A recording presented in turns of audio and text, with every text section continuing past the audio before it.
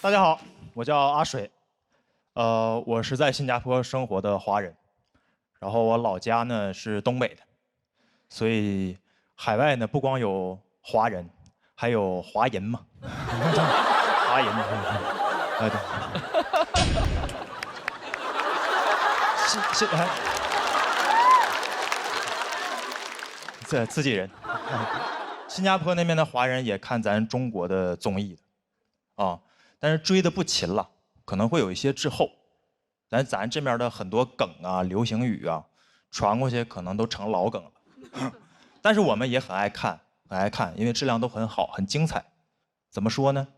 奥利给啊，形容一种酷毙了的感觉啊。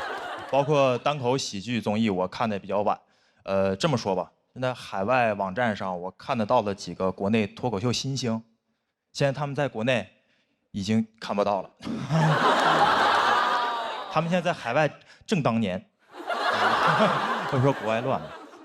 我的生活前几年也比较乱套，工作方面啊，在海外被裁员了，就是国外有些公司他们裁员不提前通知的。我那天还正常下班呢，我看到 HR 在那儿突然加班，我说那我就先走呗，啊。果然，第二天一早收到公司 CEO 发给全公司的邮件，开头第一句 "It is a hard decision"。我这一看呀，是来硬的了。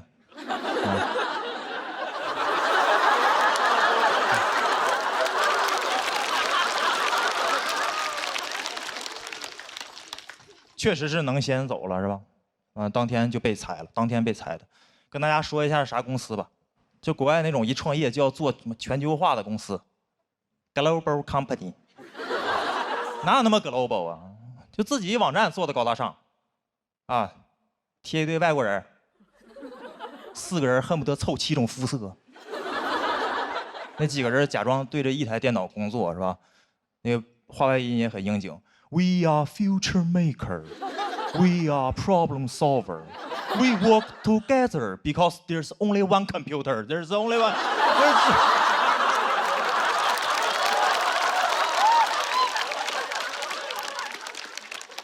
一台电脑可不就 work together 吗？当时在海外接着找工作，挺累的，就是要接触各种 HR，就是刚被一个企业踢出来，你要再听新的 HR 宣传他们那些企业文化，我心里就俩字儿：忽悠。接着忽悠。我当时面试咱国内大厂在海外的部门，啥公司我也不说了，反正那 HR 说话挺有范儿的，感觉每个字都有节奏啊，非常感觉在跳动啊。当时那 HR 是这么跟我说的，说你要加入我们，你还是要融入我们的这种文化，也就是我们的 culture。我说，请问是什么 culture？他讲，我们的企业员工最重要的素质就是谦虚，Our people are always humble。你们知道什么人不这么说话吗 ？Humble people。你们公司这么在意 humble 吗？要人谦虚，那我加入你们，我可以玩命谦虚，对吧？老板问阿水，这个东西加班能不能完成？我说我哪有那个能力呢？我以后交简历，我就交一份谦虚的简历。编程不会，英语不会，面试官说不会可不可以学？我说我可以学，但学不会。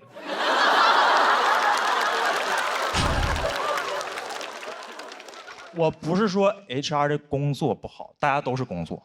我烦的是有的企业他那种拿腔拿调的，就是招你还要教育你那种姿态，就是你也不知道他是在给做公司宣传还是找你捐钱。那到你面前就加入我们。你得到的不仅仅是一份工作，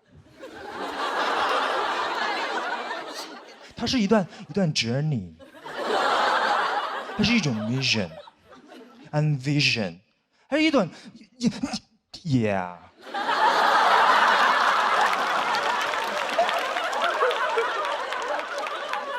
你说这跟 HR 聊天，你能没有格局吗？是吧？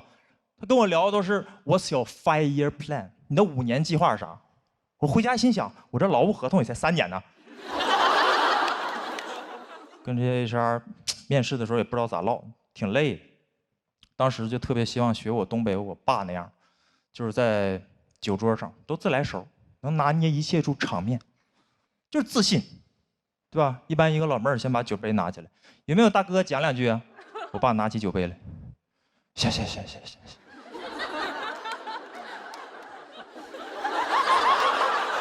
这老妹儿，你把酒杯拿起来，拿起来。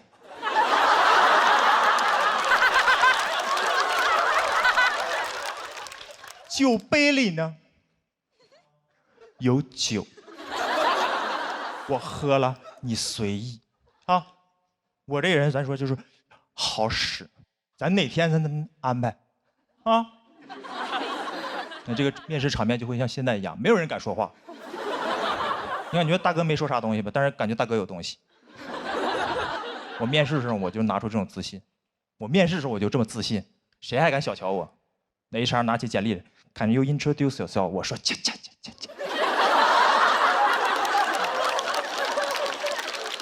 那 HR 老妹儿，你把我简历拿起来，拿起来。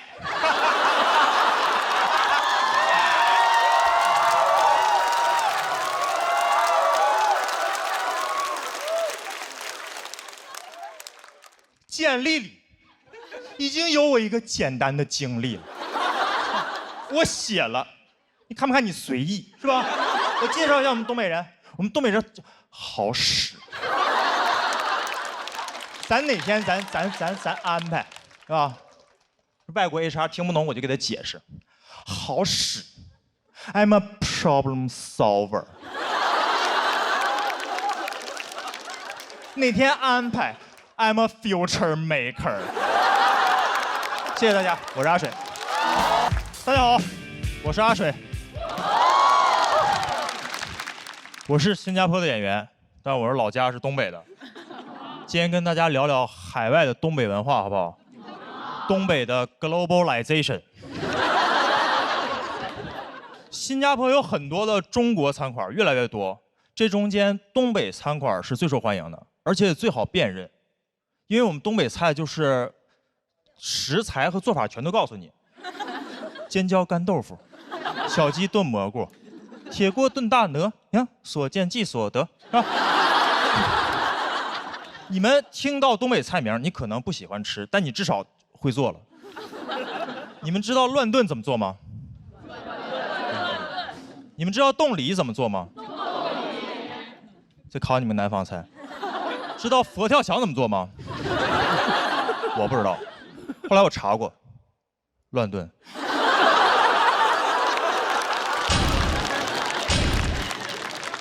我在东北长大，习惯了在菜名里找那个食材和做法。我刚到新加坡的时候，有的菜名是靠猜的。我站在新加坡餐厅里一抬头，沙爹，先不吃，听着没大没小。煲仔饭，听着没小的，跟沙爹是套餐，听着像。椰浆饭，娘惹菜。爷爷不泡茶，外婆家的菜，你不知道吃什么，但实在亲戚越来越多。而且不光这个菜名，餐饮餐馆的名字也是，你觉得出了东北都叫得很含蓄，把湖南菜叫湘菜，是吧？上海菜叫本帮菜馆，我们东北菜到世界各地都是东北烧烤饺子馆。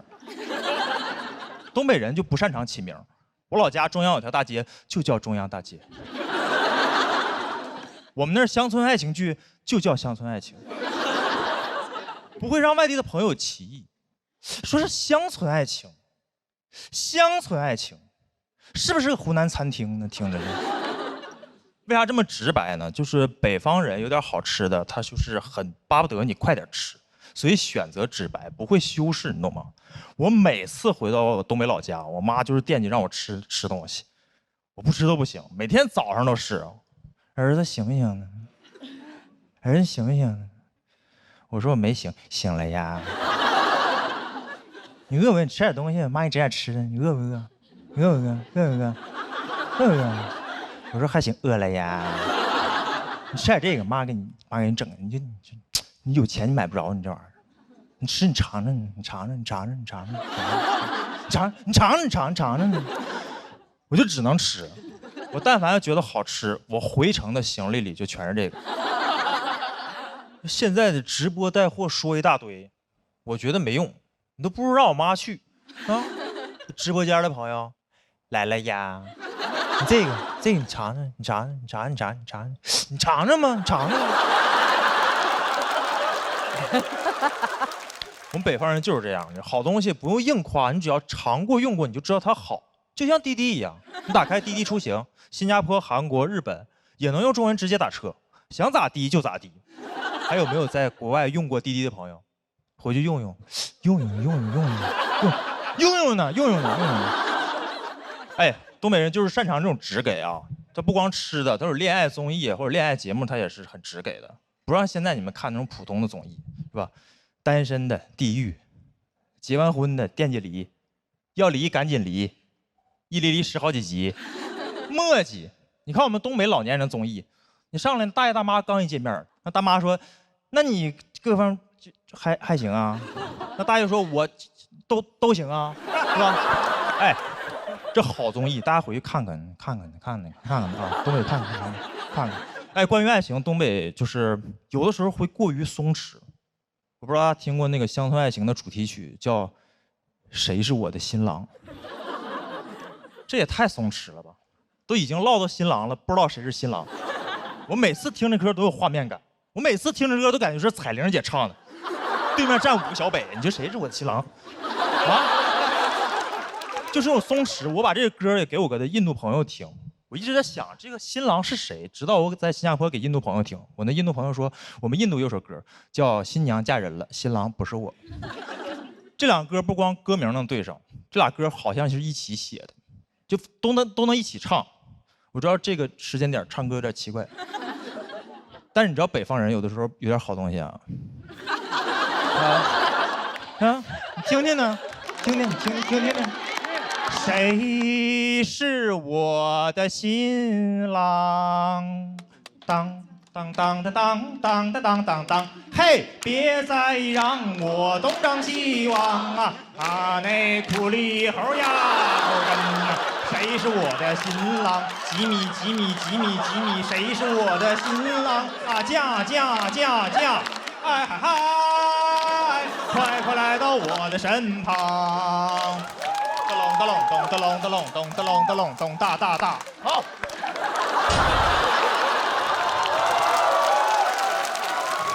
就用这种祝大家婚姻幸福，爱情甜蜜，常来东北。我是来自新加坡的阿水，谢谢大家，我是阿水。嗨，大家好，我是小鹿啊。谢谢。前段时间刚办了婚礼啊，今天谢谢啊！今天穿婚纱来呢，倒不是因为我多么的爱结婚啊，只是因为这个婚纱我买都买了，我想穿着它嫁人，也穿着它骂人啊！我的这个婚礼搭子呢，是一个比我小5岁的澳大利亚大男孩啊，喜欢送给你们啊！我过去就是我们备婚备了1整年，我过去1整年一直在紧张的备婚，而他也一直在正常的生活，他太松弛了。哎，我每天搞婚礼，搞这个婚纱，搞伴手礼，搞婚鞋，搞7搞8，而他搞不清状况，甚至在婚礼前1个月，他还问我，我们公司安排我出差，我可不可以婚礼前1天才到？我说你也可以后1天才到。太松弛了，而且伴郎团一到达中国，他就跟伴郎玩去了。我说你要跟我筹备婚礼，怎么整天跟伴郎黏一起？怎么你也是来参加婚礼的吗？他说可是我跟伴郎们好久不见了，我觉得婚礼期间我应该多跟他们在一起。我说怎么你们的小别胜过我们的新婚？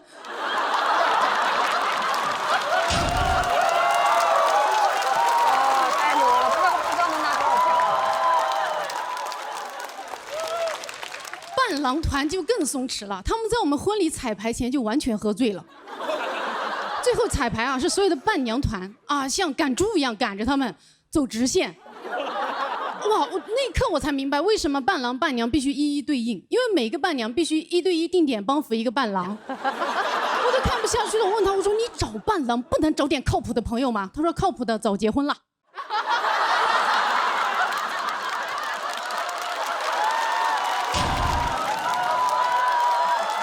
太狠了！太夸张了啊！结婚真的很伤感情。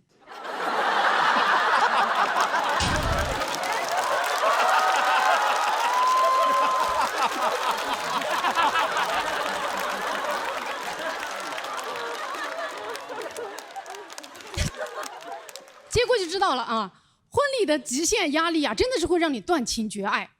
就你到那一天，因为那个压力之下，你会越看他越觉得他一无是处，是个废物。我们婚礼司仪说中文，我新郎听不太懂。平时我觉得挺可爱的，但那天我觉得为什么你中文这么差？你是外国人，这是理由吗？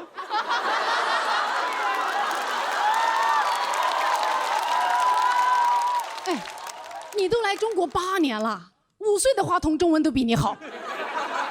一般我生完气呢，他就会睁着他无辜的蓝眼睛看着我，我就会迅速的熄火。但那天他越看我越生气，我说看什么看？为什么有色眼镜看我？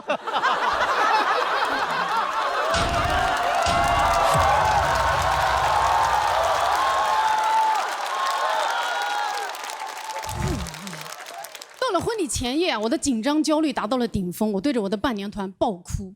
其中有一个伴娘为了宽慰我，就说：“姐妹，还来得及。”你可以，我说不可以。你知道我这一年我婚纱试了多少件，婚鞋换了多少双，我跟策划公司吵了多少架啊？我的宾客排座搞了多少版？我不会因为一个男人的愚蠢和懒惰影响我婚礼的完成。这个婚必须结。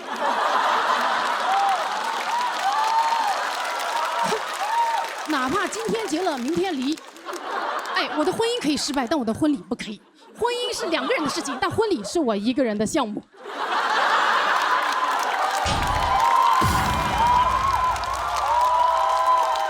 然后我的伴娘说：“可是你值得更好的。”我说：“没有任何男人值得我再办一次婚礼了。”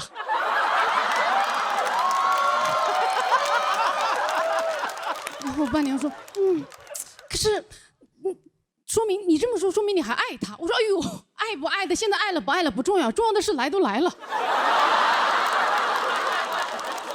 这个婚他在劫难逃。”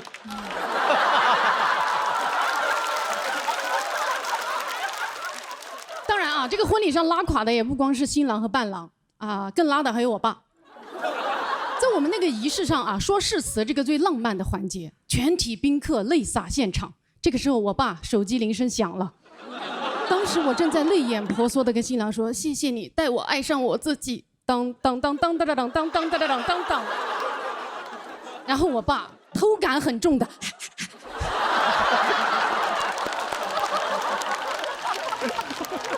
毫不犹豫的起身去接电话，我余光还看到我妈抓了我爸一把，没抓住。本来我的眼泪止都止不住，那一下止住了。仪式结束之后，我就问我爸，我说：“爸，刚才是你们单位要上市了吗？到底是谁的电话？”然后我爸说：“啊，没啥，一个诈骗电话。”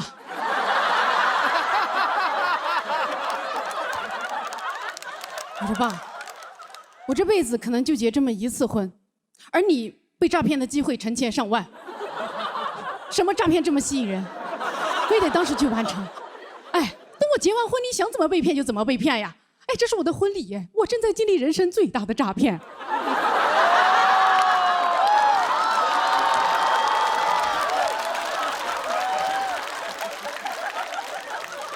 现在我的婚礼已经结束了。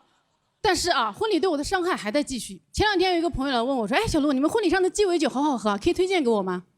鸡尾酒是整场婚礼新郎唯一负责的东西。我说：“你去问新郎吧，这是他弄的。”我朋友说：“哇，你好幸福啊！你们婚礼都是他弄的吗？”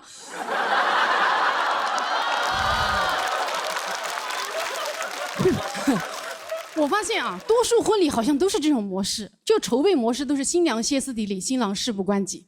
为啥？可能就是因为所有的影视文学作品都不断的告诉我们说，每个女孩都向往着一场完美的婚礼，谁向往谁买单嘛。对吧？所以甚至现在很多婚纱店都是这样，租新娘的婚纱送新郎的西装。我觉得凭什么婚礼只是女孩子的幻想啊？都可以幻想起来呀，对吧？哪个男孩不向往这一场披荆斩棘、酷炫逆天的婚礼？你可以在婚礼上穿上你最帅的夜光变形盔甲，踩着你最帅的 AJ， 站在你最爱的无人驾驶挖掘机车顶上，突突突突突的入场，单手空气投篮。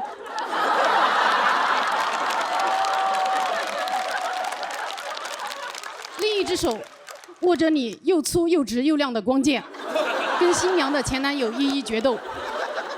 在即将迎娶新娘时被岳父退婚，你邪魅一笑，振臂一挥，伴郎团的 Seven、迪迦、诺亚等74名奥特曼从天而降，问你相信光棍吗？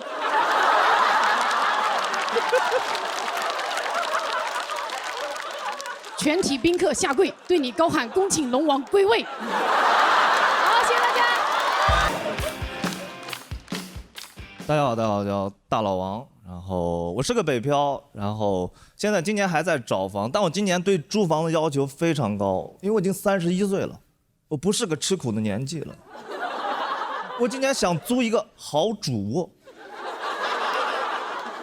那种南北通透、地铁上盖、园林景观、顶级物业的好主卧，预算3500。我把我的所有筛选条件在找房软件勾选完，点击确认，给我订回了老家内蒙。真的很难找，而且那些中介说话真的很离奇，跟我说是个套房，进去一层套一层，一层套一层，越来越小，越来越小。我说你这是个俄罗斯套房。20平的房子，跟我说能住3个人，每个人还有自己独立的房间。我说你怎么住下的啊？你是先放了床后垒的墙吗？理解不了，真的，这2个月基本每天都在看房，从早看到晚。我这2个月基本上算是全职看房。人是不可以全职看房的，精神会不太正常。我那段时间我就开始乱看，北京东南2环，广渠门，看了个280平的别墅。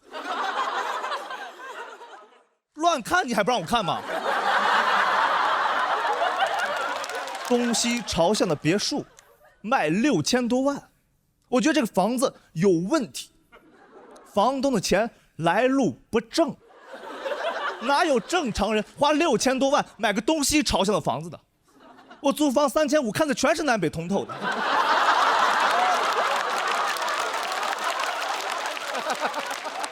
正好那2周我妈退休，我妈来北京，我妈看，我妈说儿子，妈妈来过很多次北京，故宫、颐和园、长城，妈妈都去过。你在北京待了快10年，你带妈妈看看你眼中的新北京。第一站，带我妈去了国贸的早高峰，下来看了个隔断，直接给我妈看崩溃了。我妈说儿子，你在北京3000多块钱住的地方，连窗户都没有吗？实在不行，妈妈给你买下来吧。我给我妈看了眼房价，我妈说儿子，实在不行，实在不行。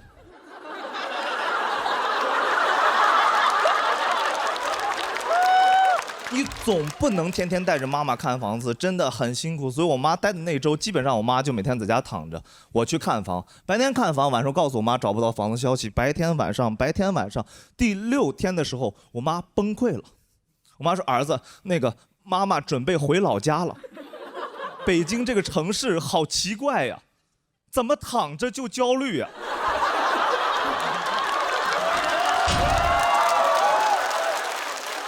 你也早点回来，这儿老家更适合咱们。你想，你回老家是可以得到大房，你表弟去年买的房子多好。我想到去年我回老家，我表弟在我老家内蒙古乌海市自己全款买了个180平的房子。180平房子太大了，我没去广渠门之前是不知道世界上有这么大的房子的。180平房子太大了，你们知道180平房子有多大吗？太大了。他家有个房间居然叫衣帽间，衣帽间，衣服有属于自己的房间，衣柜不够你睡吗？我真正崩溃的瞬间是上厕所，他有个智能马桶、感应马桶，去了不会上，我去了就不冲水，急得我对着马桶开始打太极，边打边懊恼。我说从北京到内蒙不会冲水了，内蒙以前都不用冲水的呀。我说我在北京做互联网的，不会冲水，我天天跟人赋能抓手打通上下游，这上下水怎么打不通了？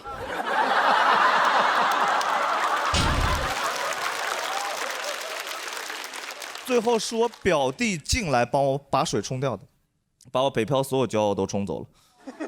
出去以后真的很悲伤，我妈很兴奋，我妈说儿子可以回老家吧，你看老家什么都有。我说妈，我好像住差的住习惯了，我离不开北京的这些生活方式，离不开这些连锁店，离不开兴什么课，卖什么劳，优什么酷。我妈说啊，这些老家都有。我专门去看了一下老家的兴什么课，还是不太一样。老家的兴什么课里面，大家真的在喝咖啡。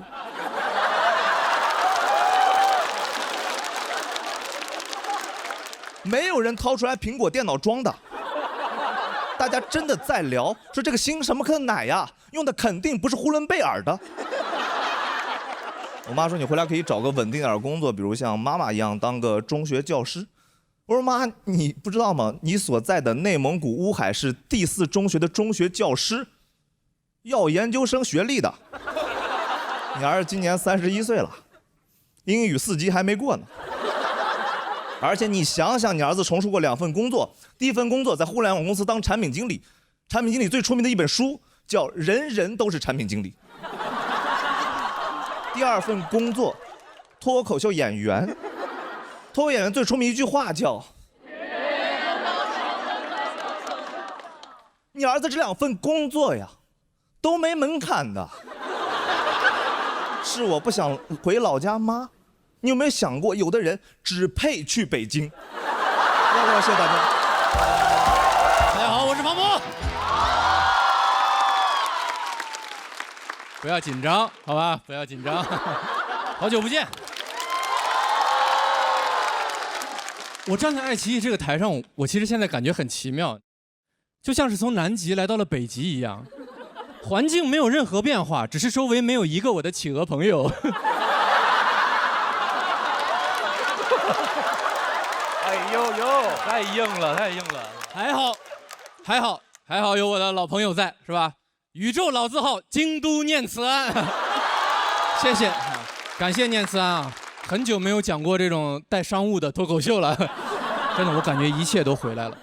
有了京都念慈庵，轻舟已过万重山。哎呀，你们也知道是吧？就是去年 gap 了1年。而我是那种特别需要稳定的生活能带给我那种安全感的人。你知道去年我甚至重新注册了好几个那种求职网站的会员，我就想看一看，哎，会不会有哪个文工团正好在招聘一名幽默帅哥呢？是吧？而且我从小就这样，你知道小学的时候寒假30天，然后寒假作业有60页，我就会进行一个严格的规划，我每天要写2页，不能多也不能少。我同桌看到之后就非常的震惊，说你有病吧？我说咋的？难道你一天写60页？我们根本就没有写呀。但是我就是特别需要这个规划在我这里，甚至我只有初1、初2、初3这3天是休息的，大年30我都要写完作业再吃年夜饭。我爸妈看到之后都说：“孩子，你这个调休好不合理呀。”而且。就是讲脱口秀之后，我这一点的感受变得尤为的强烈。你也知道我的那些脱口秀演员朋友们啊，每天过着一种什么样的生活，是吧？红尘作伴，潇潇洒洒，从来不为明天担忧，因为今天很有可能就是生命中的最后一天。我每次看着这些朋友，我时常就觉得，他们好像就是草原上自由奔驰的骏马，只有我是沉迷拉磨的驴。我们一样讲着笑话是吧？但是驴唇不对马嘴。我平时跑步，他们都说我跑的是驴拉松。而我们这种驴系男孩呢，我们这种驴系男孩最害怕的，跟打印机是一样的，就是突然之间没墨了。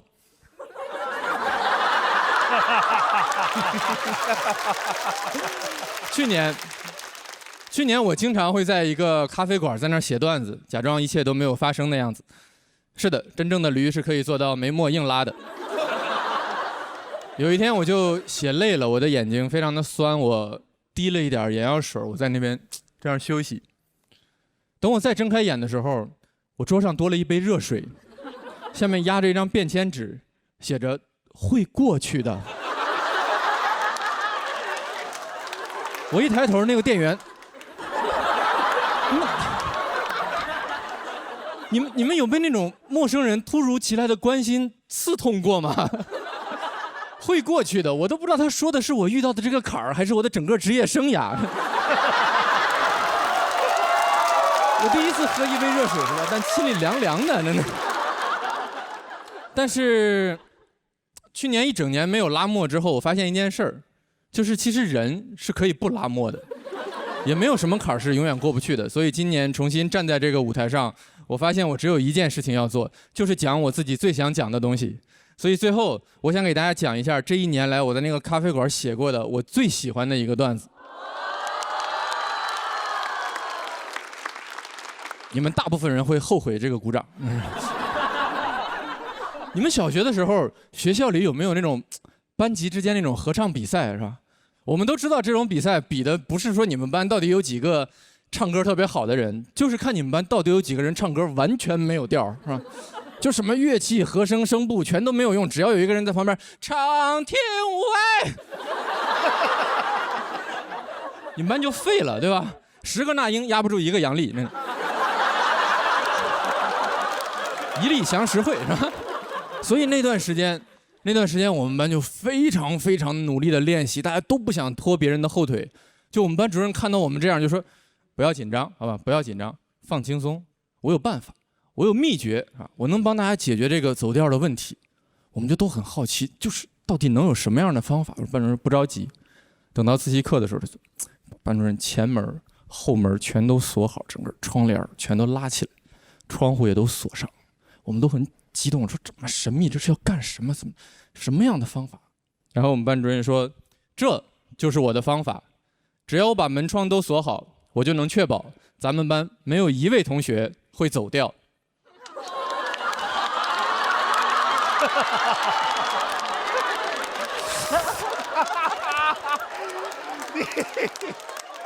这个就是我过去1年最喜欢的段子，很高兴和大家重新认识一下，我是庞博。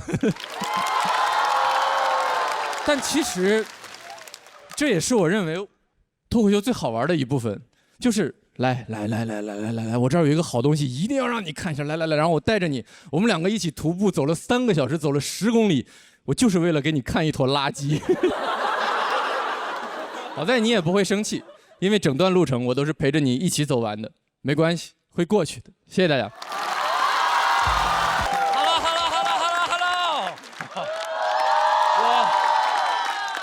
各位好，我名字叫刘洋，然后我讲了10年的单口喜剧了，对，但是这是我第一次参加单口喜剧的节目，我说实话我特别紧张，而且各位看看我们的战队吧，朋友们，我天，我们战队都没人了。之前导演跟我们说刘老师切记流程，上场的时候从你的队长身边走开，与你的队友们拥抱。各位，队友们2个人，这就是队友们的最小单位。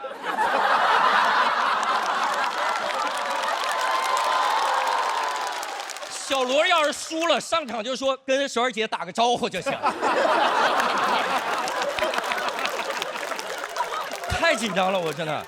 而且我来之前也各种担心，我有一个担心就是担心我这个脸型上镜了之后特别难看。难看的点是这样的，就是各位看得出这个脸型很方，这是一张标准的方脸，上镜前方，上了镜大大方方，这脸。但我该说不说，各位，我以前是个新东方老师，这是一张标准的新东方老师脸，董宇辉、罗永浩，我。新东方面试就是直接去长城，看能不能把脸卡进那个凹槽里面，一卡进去，上岗。然后来的时候，节目组也问我，因为节目组知道我跟周奇墨是一起讲段子出来的，所以节目组问你对周奇墨的态度如何？他是你在这个圈子里最好的朋友吗？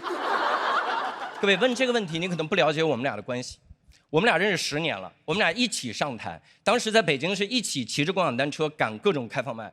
有的时候我们俩共同经历了一件事情，谁能把这件事儿讲成段子，就看谁先抢到共享单车去开放麦讲。可以说我们俩是从小骑着共享单车长大的。所以你要问我在这个圈子里最好的朋友，那只可能是共享单车。我真的太喜欢共享单车了，各位。我甚至办了一张骑行卡，我不知道各位办过骑行卡没有？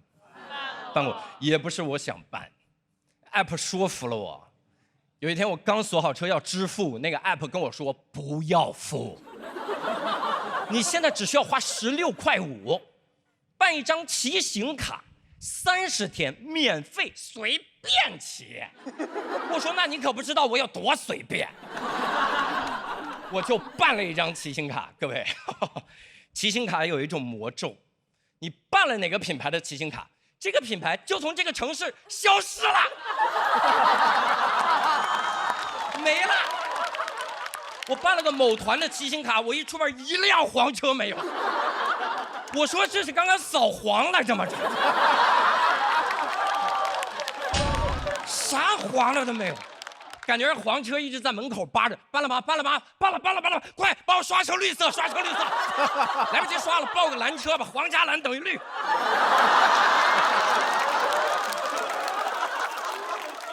报在那边，我真是没想到，我办了骑行卡之后会被卡在骑行这个环节。我办卡之前，各位，我不是给你炫富，我共享单车自由。我想骑什么共享单车骑什么共享单车，我办了卡，我变了，我的灵魂被资本绑架了。我现在出门挑共享单车，我有那种电视剧里面女主角早晨起来挑衣服的感觉。我看着几十辆小蓝车，几百辆小绿车，一辆能骑的都没有啊。然后无论目的地有多远，我都走路去目的地，感觉我不是办了张骑行卡，我办了张健身卡。然后有的时候在路上，你看到一个人骑着一辆黄色的共享单车从你面前过，我悲从中来，眼泪不知道啥时候就流下来了。你就看着他说，为什么？就差一步吗？我要是先走你走的那条路，你现在拥有的一切不都是我的了吗？这就是我对周奇墨的态度。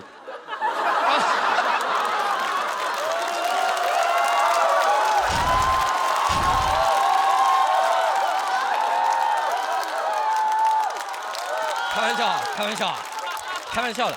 单口喜剧演员就是这样，我们会为了搞笑讲一些这种真心话，然后真的是开玩笑。我们俩关系非常的好，因为你得罪其他圈子的人也就是伤感情，你得罪单口喜剧演员，他真跟你抢共享单车，你回头抢还抢不过。然后有的时候，各位有一种情况，你看到一辆共享单车，你看到一辆黄色的车停在那儿，然后离你的目的地就100米，骑不骑？骑不骑？当然骑，还能便宜了资本。我骑这100米，我能骑多慢骑多慢。一路上我不是在骑车，我在品这辆车，慢慢的骑，可慢了。到目的地停都不停，围着转。转完了之后，转的时候双手撒把，哇！心灵奇旅。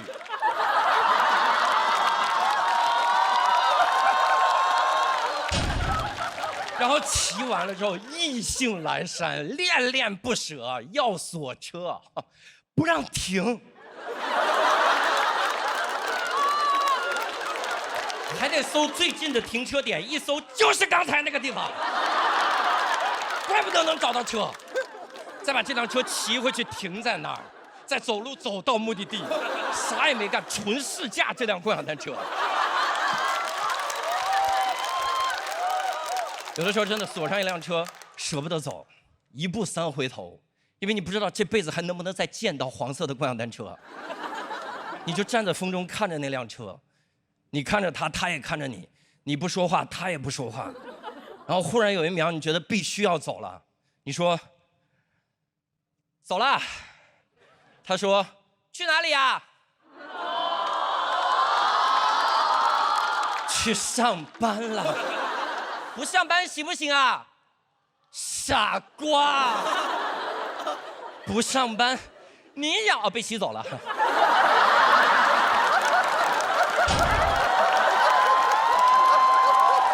自作多情了，自作多情。虽然现在我们能扫到的共享单车越来越少，咱从头来吧。大家好，我叫刘洋。虽然现在能扫到的共享单车越来越少，但是我真心的希望所有的单口喜剧演员永远能扫到那辆去赶演出的共享单车。谢谢大家，我是刘洋，谢谢。大家好，我是付航。很多观众都说我是猴，这个其实挺好的。但是现在有点心理不平衡，因为其他的脱口秀演员一提起来都是什么学历高、文本好，观众都说我通人性。平台也玩梗，别人都是什么情感类、搞笑类、颜值类，我是灵长类。但是我还是觉得这个挺酷的，但是。有一些真正的困扰，真的让我感觉很不舒服，因为现在传的越来越邪乎，开始传我曾经咬过观众，我这个有点过分了。以前我演出的确有点疯狂，就是演出的时候老动不动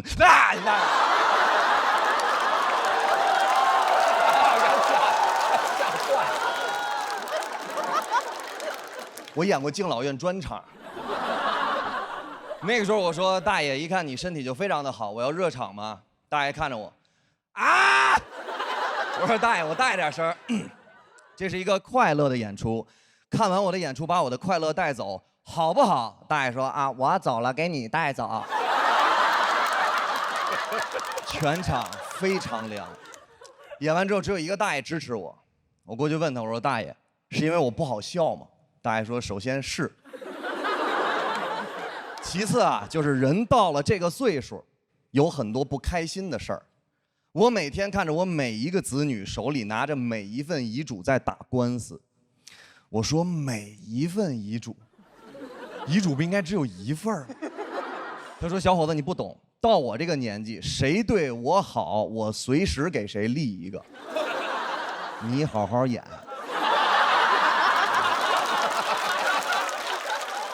我喜欢你的激情，看你演出比种地都累。你从小就这么有劲儿吗？不是，朋友们，小的时候我其实非常的内敛，非常的害羞。那个时候我英文有点天赋，有一次考了全班第1，所有同学都说我是抄的，我根本不管他们怎么看我，埋头苦学了1个月，考了全校第1，所有人对我的态度都改变了，他们都说我偷卷了，他们说我是二里庄神偷，我更内向了，直到。我爸妈给我报了一个非常疯狂的英文培训。当时呢，也是一个老师，当时的主题是 passion， 就是激情。我坐在第1排，像你一样，有点害羞。老师走了，看着我，苹果的英文怎么说？我看着老师，我说 apple。老师看着我 ，Give me some passion。我说 banana。我以为我答错了。老师看着我 ，I say passion。我说大王饶命。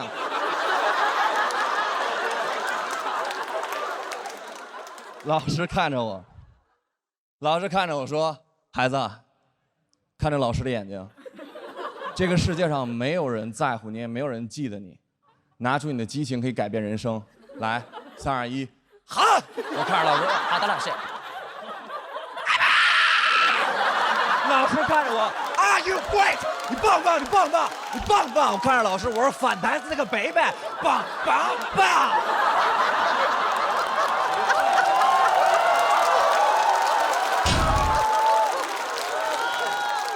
从那天开始，我就再也不害怕说英文了，朋友们。我爸每次带到我看到外国人，我爸就会说：“付航上。” Yes sir。哪儿呢，老外？老外，老外，老外，老外淘汰了。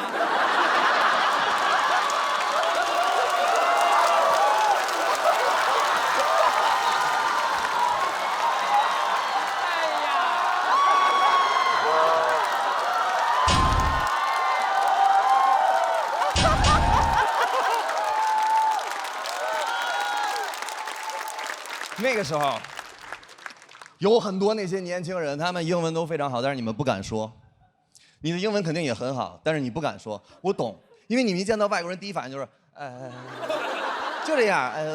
What's your name？ 外国人因为你不够自信，故意装听不懂。啊，看你 ，Sorry, cannot understand what I'm talking about, man。经过培训的，就完全不一样。我爸说：“付航上。”我说 ：“Yes sir。”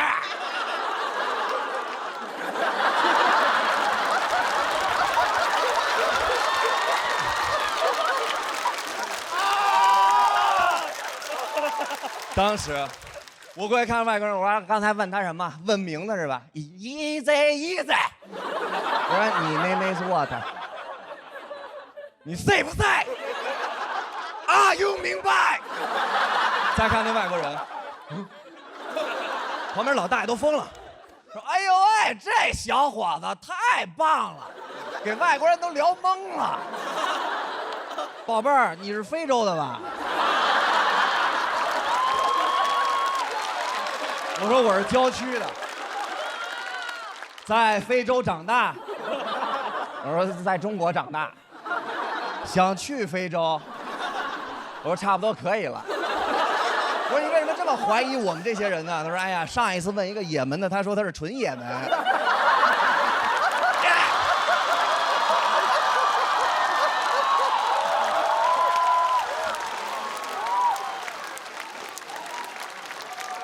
当时，老大爷说：“孩子，你太棒了，自古本地出少年。”我说：“自古本地还出少女呢。”来，小伙子，替大爷跟他翻译一下，问问他来这儿干什么。我说 Yes sir。我说 You come here why？ 外国人说 I come here for fun。我说 Fun Thank you and you。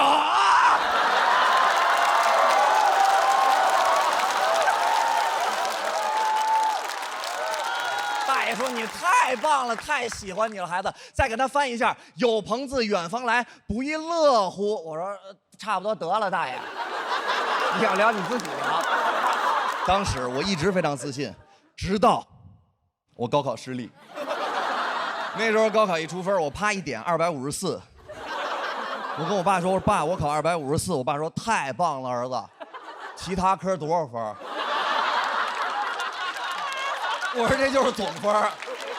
我爸说你妈得跟我离婚。当时我觉得我的人生完了，朋友们。我说爸，我的人生结束了吗？我爸看着我说孩子，你才18岁，你的人生还没开始呢。我眼泪唰就下来了。我说那您能给我掏点钱让我重新复读1年吗？我爸说不行，因为爸爸对你的爱结束了。但是没关系。没关系，等你妈跟我离婚了，你可以用这个房子结婚。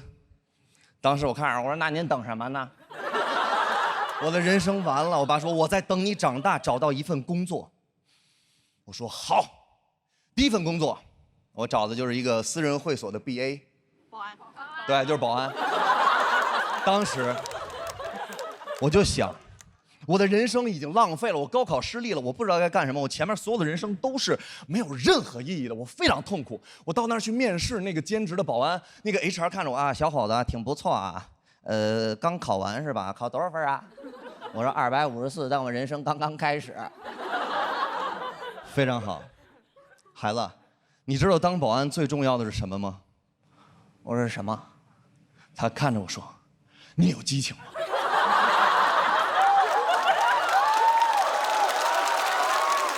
当时我眼泪真下来，跟我现在一样。我看着他说：“我说您说那不是激情，您说那是passion。”欢迎业主回家。朋友们，激情改变人生，听懂？掌声！